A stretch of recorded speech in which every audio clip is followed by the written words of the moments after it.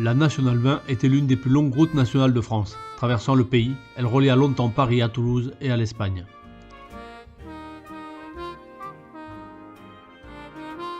Beaucoup s'en rappellent comme la route des vacances, celle qui, en été, menait aux campagnes du Limousin ou aux plages de la Méditerranée.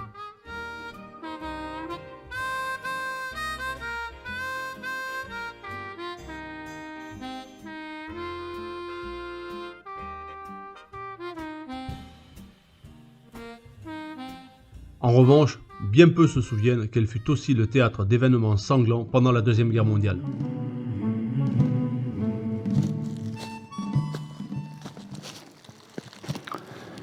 Nous sommes fin juillet 1944. Cela fait plus d'un mois et demi que l'armée allemande est prise en étau entre l'armée rouge qui attaque à l'est avec plus de 2 millions d'hommes sur le front de Biélorussie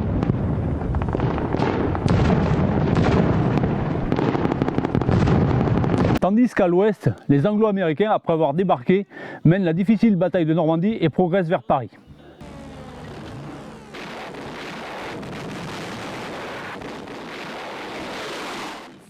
L'armée allemande est en criante infériorité numérique. Et c'est pour cette raison qu'elle va récupérer des troupes dans toute la France occupée pour les faire remonter vers le front de Normandie. L'armée allemande avait en effet stationné plusieurs centaines de milliers d'hommes sur tout le territoire français. Une partie d'entre eux devait rapidement être engagée au combat pour renforcer le front de Normandie, qui était en train de craquer. C'est dans ce cadre que la garnison allemande de Toulouse va mettre en place un convoi composé d'une trentaine de camions, de voitures particulières, escortés par 3 blindés légers, pour transporter 250 soldats en direction du nord, en empruntant la route nationale 20. On ne connaît pas le nom de l'officier allemand chargé de diriger ce convoi. Toutefois, tout porte à croire qu'il s'agissait d'un officier appartenant au service et qui n'avait pas ou peu d'expérience du front. Dans toutes les garnisons, on trouvait en effet des officiers affectés à des tâches administratives ou policières. Certains avaient réussi à rester longtemps dans des postes tranquilles, mais ils étaient maintenant rattrapés par la guerre. Cet officier allemand doit engager son convoi dans une zone particulièrement dangereuse, où depuis le débarquement du 6 juin 1944, les partisans français ne cessent de mener des actions, que ce soit des embuscades ou des sabotages contre les troupes allemandes.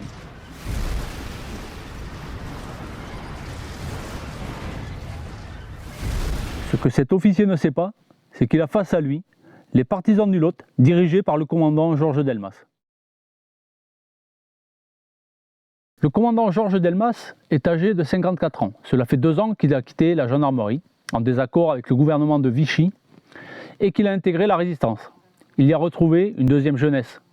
Il y a retrouvé son tempérament de guerrier, qu'il avait pendant la guerre de 14-18, qu'il a commencé au grade de sergent, qu'il a terminé au grade de capitaine dans l'infanterie. Volontaire pour tous les coups durs, courageux, audacieux, téméraire, il a été blessé 9 fois, à la tête, aux bras, aux jambes. Après la guerre de 14-18, il a aussi fait la campagne de Syrie avant de rentrer dans la gendarmerie.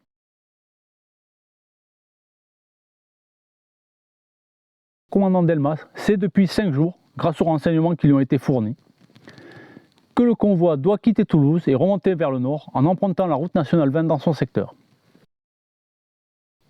Le commandant Delmas a reçu pour mission d'interdire à ce convoi le passage de la route nationale 20 et de le harceler.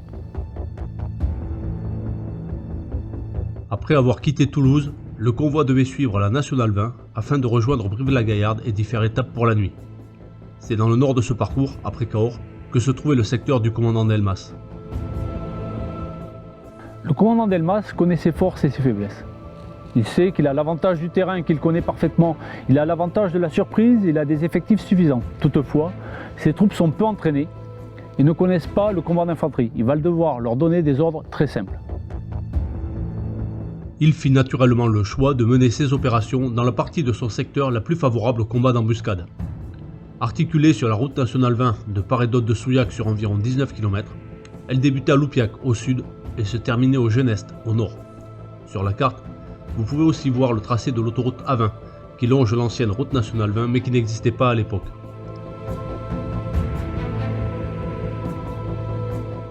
Dès qu'il a appris que le convoi était sur le départ, il a donné l'ordre à ses troupes d'aller reconnaître des positions de tir, préparer des lieux d'embuscade et de s'installer à proximité dans des granges comme ici, alors qui à l'époque évidemment sont encore en état, ou dans des fermes, ravitaillés par les paysans et les habitants des alentours. Ainsi, le 29 juillet au matin, lorsque le convoi allemand quitte Toulouse, cela fait 5 jours que les maquisards de Georges Delmas ont reconnu leur position et qu'ils attendent impatiemment son arrivée.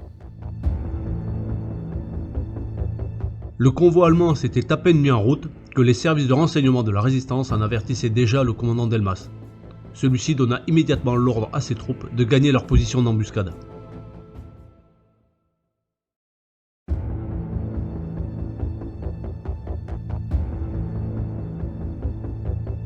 Après avoir quitté Toulouse au petit matin, le convoi roule à plus de 100 km sans rencontrer le moindre problème, traversant notamment Montauban et Caussade avant d'arriver à Cahors vers 10h30. La traversée de Cahors se passa elle aussi sans problème, et, à la sortie de la ville, le convoi poursuivit tranquillement sa route. Il s'engagea alors dans la montée menant vers les collines, et c'est à partir de maintenant que nous allons le suivre à la trace. La route cheminait maintenant dans une zone au relief plus accidenté, où plusieurs combats opposant maquisards et troupes allemandes avaient déjà eu lieu, en juin notamment. Ils avaient été particulièrement violents. Les résistants avaient en effet attaqué partout la puissante division SS Das Reich qui avait ratissé le département en remontant vers la Normandie.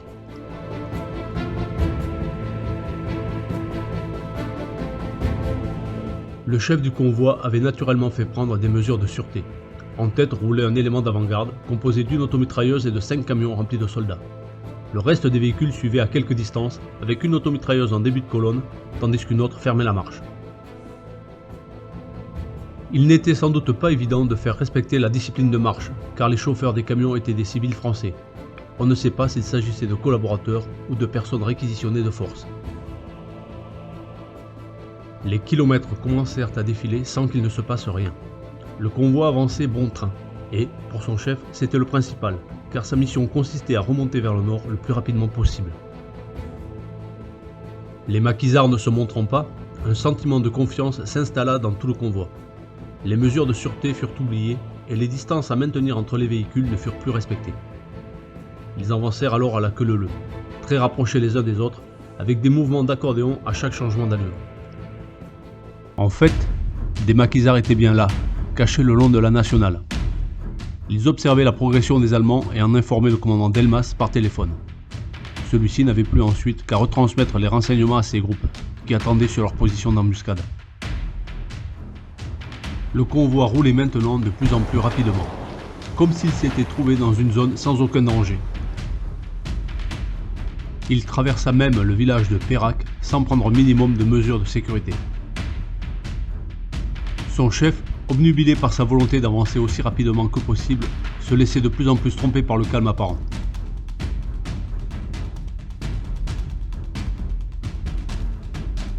À la sortie de Pérac, les véhicules s'engagèrent sur une grande portion de route rectiligne bordée de platanes de 1500 mètres de long. Les chauffeurs et les chefs de bord, laissés sans consigne, en profitèrent pour accélérer et reprendre une allure soutenue, sans égard aux distances de sécurité.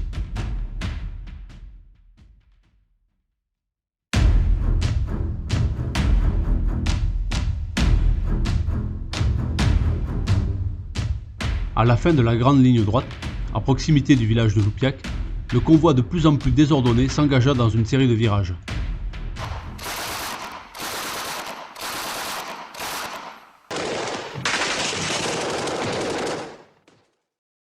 C'est ici, sur cette portion de route, qui fait un grand U et qui permet à un fusil mitrailleur posté de l'autre côté de prendre la totalité de la route en enfilade, que le commandant Delmas a posté son premier fusil mitrailleur, afin qu'il puisse donc tirer sur la totalité du convoi.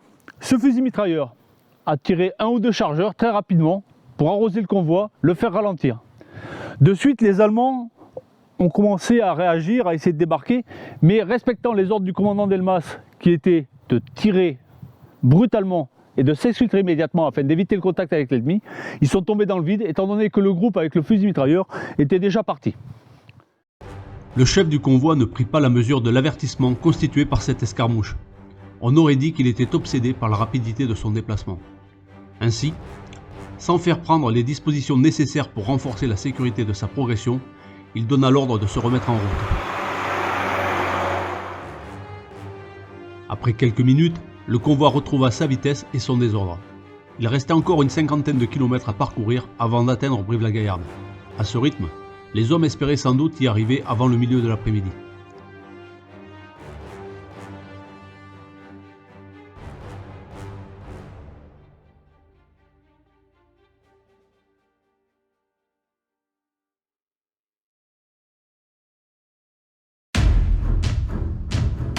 Le convoi roula ensuite à vive allure pendant 5 km sans rencontrer le moindre problème.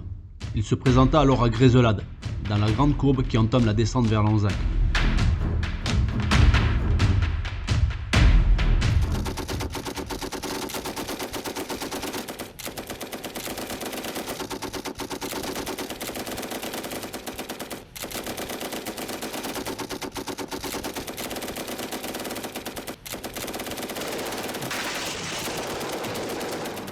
Nous sommes ici au deuxième point d'embuscade posé par le commandant Delmas.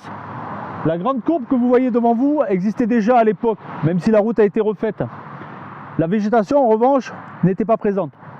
Lorsque le convoi allemand a été entièrement engagé dans cette portion de route, les 2 fusils mitrailleurs, ainsi que les maquisards équipés de fusils, postés ici par le commandant Delmas, ont ouvert le feu. Les premiers éléments du convoi, qui devaient se trouver à peu près à ce niveau-là, quelques mètres, ont été pris sous le tir de grenades. Il faut se rappeler que les conducteurs des camions étaient des civils français. De suite, ça a été le plus grand affolement. Les camions se sont rentrés les uns dans les autres au milieu des explosions et des tirs. Lorsque les Allemands ont réussi à débarquer et à se mettre en position pour aller contrer les maquisards, ceux-ci étaient déjà partis. Ils respectaient les ordres du commandant Delmas, qui était d'ouvrir le feu brutalement et de s'exfiltrer immédiatement. Pendant que les hommes qui s'étaient déployés rejoignaient le convoi, que les blessés étaient rapidement pansés et que tous se remettaient de leurs émotions, leur chef prit bizarrement la décision de continuer la route sans augmenter les mesures de sécurité. Dès que tout le monde fut rembarqué, il donna l'ordre de marche et le convoi entama la descente vers Lanzac. À l'époque, la route était beaucoup moins large et les virages beaucoup plus serrés. Voyant ce tracé se découvrir devant lui, à flanc de coteau et bordé de hauteur où les maquisards pouvaient s'embusquer partout, l'officier allemand aurait dû se rappeler des fondamentaux tactiques. Ils imposent en effet de ne pas s'engager en zone dangereuse sans mettre des appuis en place. Un convoi qui se déplace peut difficilement répondre au tir d'une embuscade. En effet, étant surpris en mouvement, il est immédiatement désorganisé et ne peut presque rien faire tant qu'il ne s'est pas arrêté pour répliquer efficacement. C'est la raison pour laquelle on place un élément d'appui, fixe, en avant ou à côté de l'axe de progression, de façon à ce qu'il puisse immédiatement tirer sur un ennemi qui se dévoilerait et menacerait le convoi. L'officier aurait par exemple pu utiliser ses automitrailleuses, ici figurées par les cercles noirs, et les faire se poster en avant du convoi, dans les virages, pour l'appuyer sur chaque portion de route. Procéder de cette manière lui aurait cependant fait ralentir sa marche, ce qu'il voulait semble-t-il éviter à tout prix. Les véhicules continuèrent donc à descendre tranquillement, comme si la zone était sans danger. S'il y avait parmi les hommes des vétérans, ayant combattu les partisans en Russie ou ailleurs, nul doute qu'ils devaient regarder défiler le paysage faussement serein avec une grande inquiétude.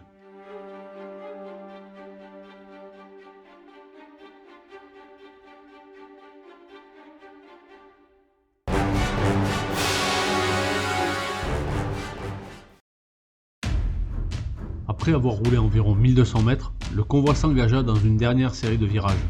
C'est là que le commandant Delmas avait préparé son embuscade la plus importante.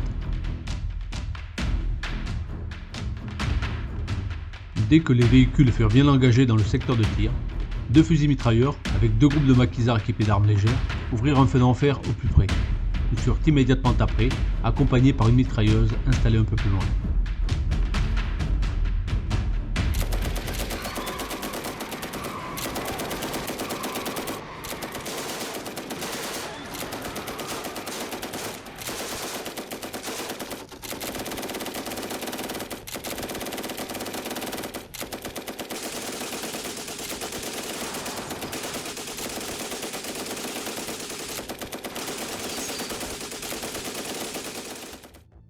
Nous sommes ici à l'emplacement de l'embuscade, avec la portion de route où se trouvait le convoi lorsque les maquisards ont commencé à ouvrir le feu. Vous pouvez voir apparaître l'emplacement des 2 fusils mitrailleurs et des groupes équipés d'armes légères.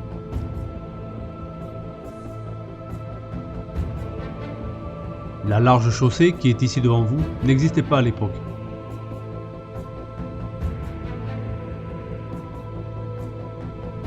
Et maintenant apparaît l'emplacement de la mitrailleuse, située à environ 400 mètres.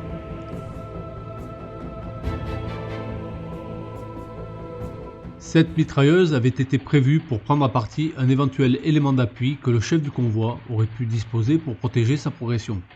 Comme il ne prit pas cette précaution, cette arme put concentrer ses tirs sur les camions et augmenter l'efficacité de l'embuscade. Fort heureusement pour les Allemands, elle s'enraya après 250 coups tirés.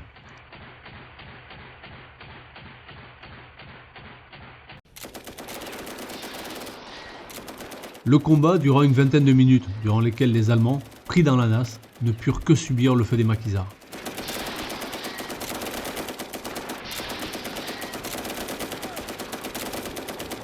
Leur chef finit cependant par réagir. Il fit alors remonter plusieurs camions chargés d'hommes jusqu'au début de la descente afin qu'ils puissent s'engager sur l'ancienne route de Lanzac pour prendre les maquisards à revers. Les soldats débarquèrent des camions puis s'élancèrent vers les positions des maquisards, à travers champs puis dans les bois.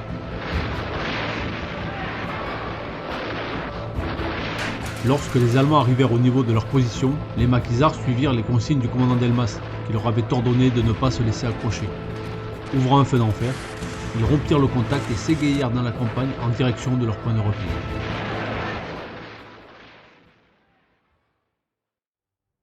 Les maquisards partis, le calme s'était abattu sur le convoi. On n'entendait plus que les gémissements des blessés. Certains véhicules avaient été durement touchés. Des radiateurs percés fumaient, des roues étaient crevées, des pare-brises éclatés, tandis que certaines carrosseries n'étaient plus que des passoires.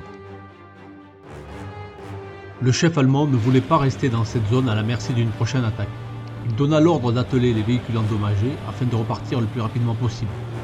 Cas un cas, le convoi poursuit sa route en direction de Souillac. 2 km plus loin, il arriva au pont de Lanzac qui franchissait la Dordogne.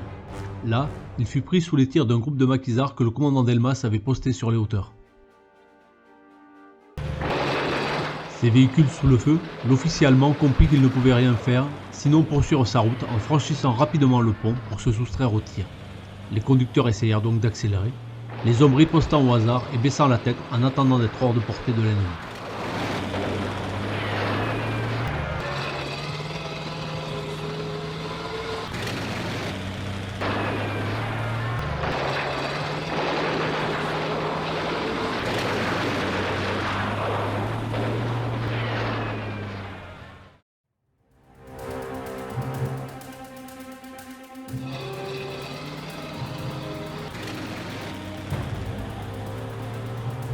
Après avoir passé le pont, le convoi se dirigea vers le centre de Souillac. Son chef le fit stopper sur une place à l'entrée de la vieille ville. Nous sommes ici à l'intérieur de Souillac et c'est sur cette place que le convoi allemand, après avoir été trié sur les 3 embuscades successives qu'il vient de subir, va venir panser ses plaies. Donc les camions, les véhicules s'arrêtent, on répare les radiateurs qui fuient, on répare les roues crevées et surtout on va soigner les nombreux blessés. Le commandant Delmas, de son côté, va s'habiller en bleu de travail et va venir ici se rendre compte par lui-même du résultat des embuscades. Toujours courageux, toujours téméraire, il va déambuler, observer, décompter les Allemands, compter le nombre de blessés, voir quels sont les dégâts qu'ont subis les matériels. Le seul fait que le commandant Delmas ait pu s'approcher des véhicules montre que les Allemands persistaient à ne pas prendre les mesures de sécurité qui s'imposaient. Ils étaient abasourdis. Comment eux, soldats de la puissante armée allemande, pouvaient être ainsi étrillés par ces maquisards qui n'étaient que de vulgaires va-nu-pieds? Et pourtant, oui, c'était eux, ces paysans sortis de leur ferme, qui venaient de leur faire passer un mauvais quart d'heure. Et ils étaient bien décidés à leur botter les fesses encore et encore.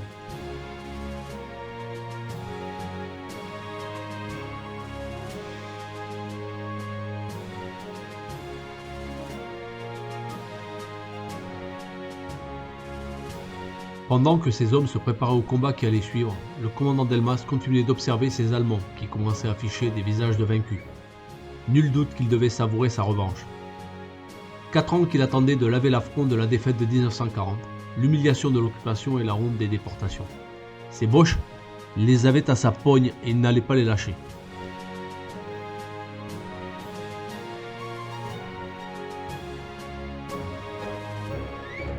Le chef du convoi, de son côté, décida enfin de sécuriser sa progression en envoyant une reconnaissance sur l'itinéraire qu'il devait suivre.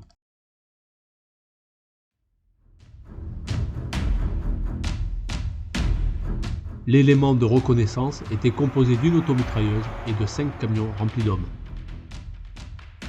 Il traversa d'abord la ville avant de s'engager dans la montée empruntée par la Nationale 20 en direction de Brive-la-Gaillarde. Il fut arrêté au bout de 1500 mètres. C'est à cet emplacement qu'un groupe de francs-tireurs et partisans français, qui ne sont pas sous les ordres directs du commandant Delmas, mais qui font partie de son dispositif, ont fait sauter toute une partie de la route, si bien que l'élément de reconnaissance envoyé par l'officier allemand se retrouve bloqué ici. Dès que les véhicules furent arrêtés devant le trou béant de la route, les maquisards qui étaient postés en embuscade ouvrirent le feu. Il s'ensuivit un combat d'une vingtaine de minutes. Lorsque les Allemands commencèrent à se ressaisir, les résistants se replièrent, appliquant la consigne du commandant Delmas de ne pas se laisser accrocher.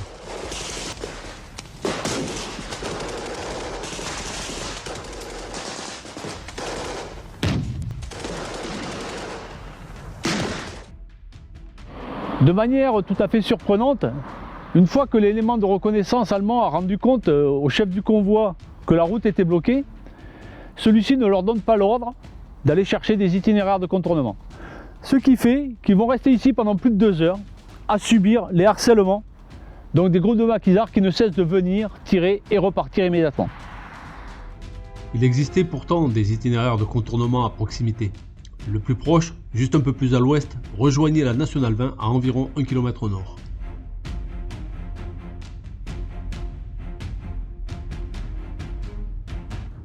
Le second, plus long, suivait une vallée pendant 5 km avant de rejoindre lui aussi la Nationale 20.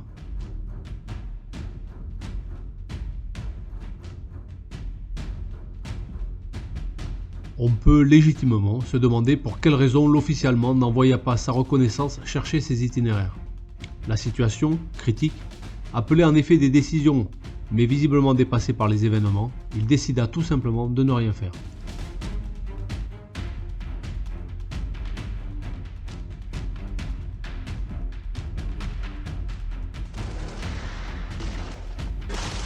Les hommes de l'élément de reconnaissance restèrent donc immobilisés, à la merci des maquisards. Ceux-ci commencèrent alors une sarabande infernale. Ils venaient, comme des guêpes, les arroser de quelques coups de feu et de grenades, avant de s'évanouir dans la nature, pour mieux revenir quelques minutes plus tard.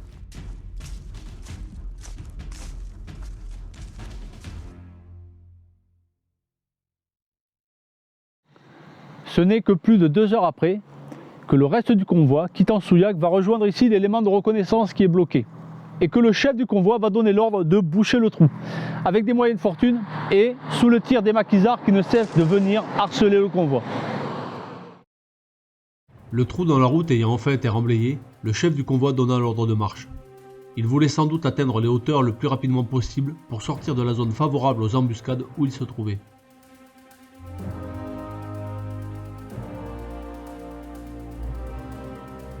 Les véhicules commencèrent donc à monter, péniblement. Le paysage, similaire à celui de la descente de Lanzac, n'augurait rien de bon.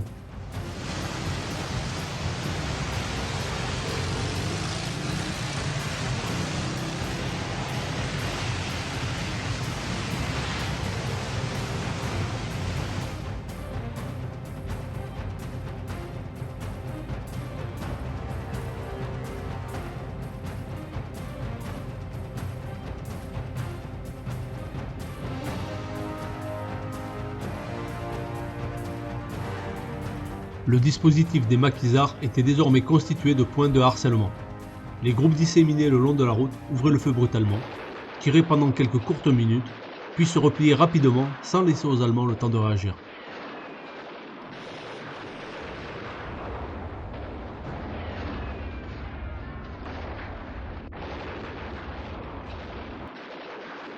À chaque fois, le convoi s'arrêtait et les hommes débarquaient pour essayer de poursuivre leurs ennemis et leur infliger des pertes. Mais ils tombaient toujours dans le vide.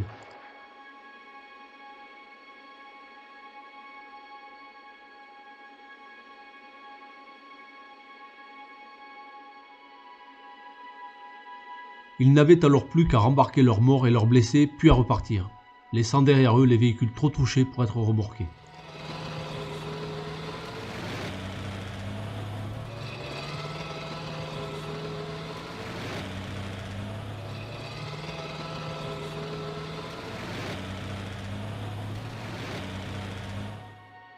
Le convoi suivait maintenant la route qui se déroulait sur un plateau légèrement vallonné. Le parcours restait néanmoins favorable aux embuscades, et il ne se passait pas 500 mètres sans que les maquisards ne déclenchent un feu d'enfer.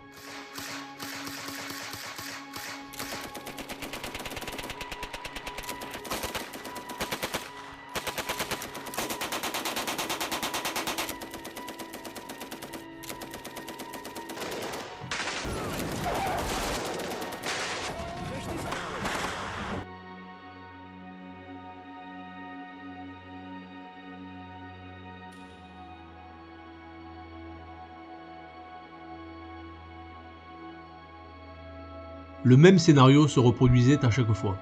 Les Allemands débarquaient pour mener une contre-attaque, mais ils tombaient systématiquement dans le vide.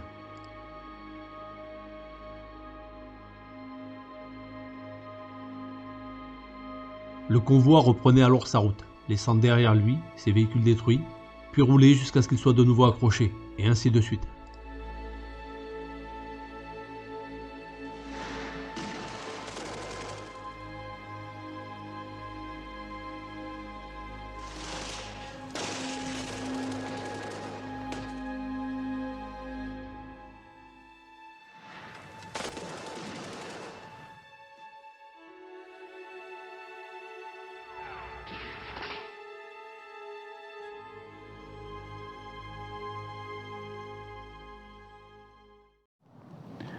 Le convoi allemand ne cesse d'être harcelé. Il est d'autant mieux harcelé que les groupes de maquisards ont largement eu le temps de préparer leurs postes de combat et leurs embuscades, que ce soit pendant les 5 jours précédant l'arrivée du convoi, mais aussi pendant les plus de 2 heures que le chef du convoi leur a laissé pendant son inactivité à Souillac.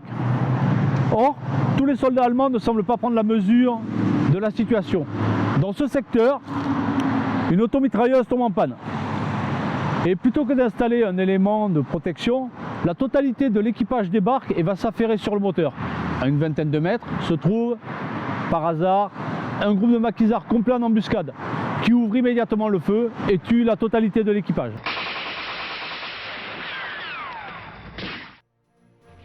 Vainqueurs de toutes ces escarmouches, les maquisards avaient désormais un moral d'acier.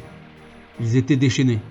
Certains, comme le volontaire Devantu, originaire du Vietnam, attaquaient même en chantant la Marseillaise.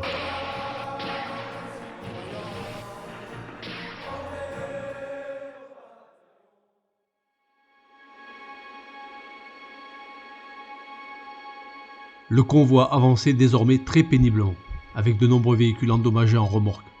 Chaque kilomètre parcouru était payé par des morts et des blessés. Les hommes encore valides n'en pouvaient plus de contre-attaquer sans résultat les fantômes insaisissables qui ne cessaient de leur tirer dessus. Leur hargne augmentait à la mesure de leur désarroi et de la défaite prévisible qui les attendait.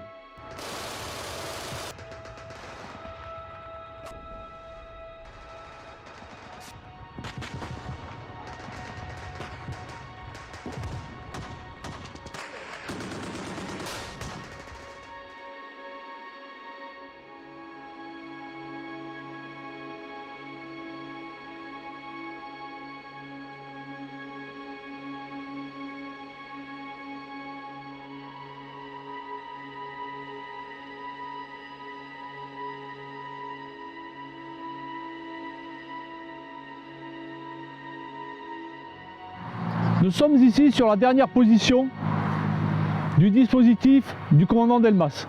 Malheureusement, le groupe qui devait la tenir n'a pas respecté les ordres. Il ne faut pas oublier, ce sont des jeunes, inexpérimentés, ils ont 20 ans, ils rêvent d'en découdre.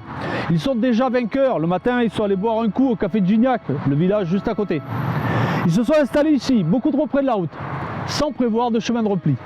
Si bien que lorsque le convoi allemand est arrivé, ils ont ouvert le feu et ont engagé un combat beaucoup trop long. Les Allemands ont pu se déployer, cela a duré une vingtaine de minutes. Au bout d'une vingtaine de minutes, quelques-uns d'entre eux ont réussi malgré tout à s'échapper à travers champs. 4 d'entre eux ont été tués. Ce furent les 4 seuls morts français de l'ensemble des combats.